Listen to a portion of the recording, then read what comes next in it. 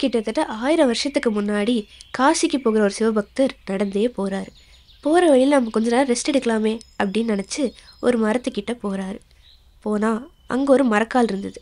அதை பார்த்து கையில் இருந்த நெல்லெல்லாம் அதில் நிரப்பி அதையே சிவனாக நினச்சி வணங்குறாரு.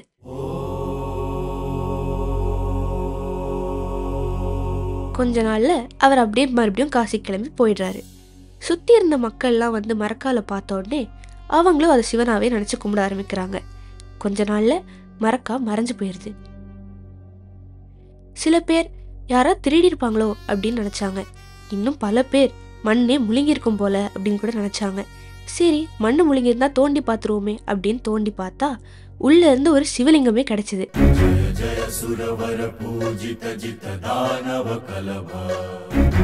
அன்னைக்கு மக்கள் எல்லாரும் மரக்கா காணும் மரக்கா காணும்னு சொல்லிட்டே இருந்ததுனால அவங்க ஊருக்கு ஒரு சிவலிங்கமோட கோவில் மட்டும் இல்லாம ஒரு பேரும் கிடைச்சது,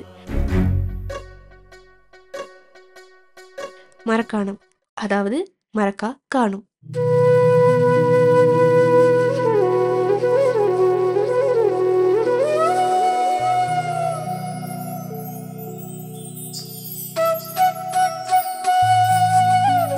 மரக்காணம் தனது பெயர் காரணத்திற்கு மட்டும் அல்ல, உப்பு உற்பத்திக்கும் பெயர் பெற்றது. தமிழகத்தில் உப்பு உற்பத்தியில் 3வது மிகப்பெரிய இடத்தில் உள்ளது.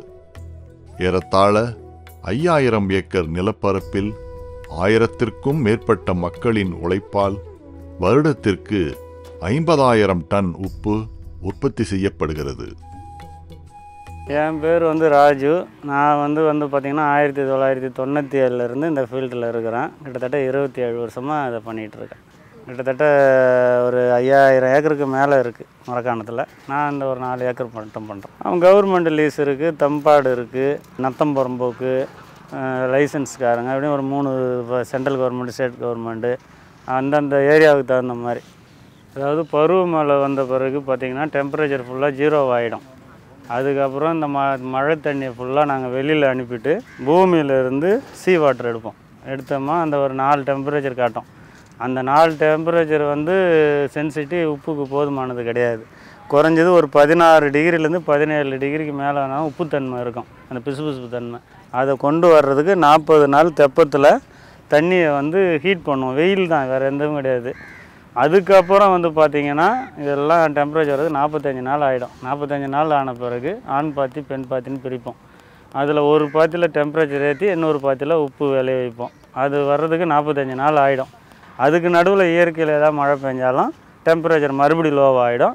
மறுபடி வெயில் அடித்தா தான் டெம்பரேச்சரு ஏறும். டெம்பரேச்சர் இல்லாமல் உப்பு வர முடியாது, வெயில் இருக்கணும். சீசனும் பார்த்திங்கன்னா 4 மாதம் தான் சீசன். மார்ச், ஏப்ரல், மே, ஜூன், இதுதான் இந்த 4 மாதம் தான் சீசன். இங்கே ஒரு 8 பேர் வேலை பார்க்குறாங்க. இப்போதைக்கு ஒரு 5 பேர் தான், இன்னும் ஒரு 3 பேர் வரல. ப்ரொடக்ஷன் கம்மியாக இருக்குது, சீசன் எல்லாம் மாறிடுச்சு. ஆமாம், வருஷம் நாங்கள் முதலீடு இது வைக்கணும்.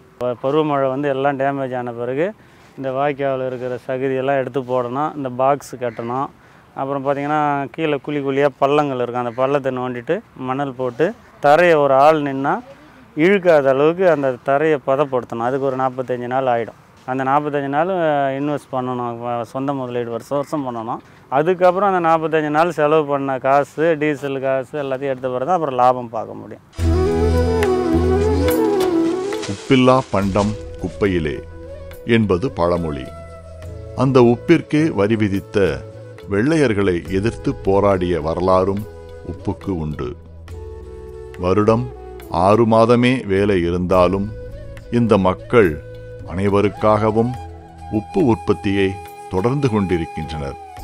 சிவபக்தரின் காசி பயணத்தைப் போன்று.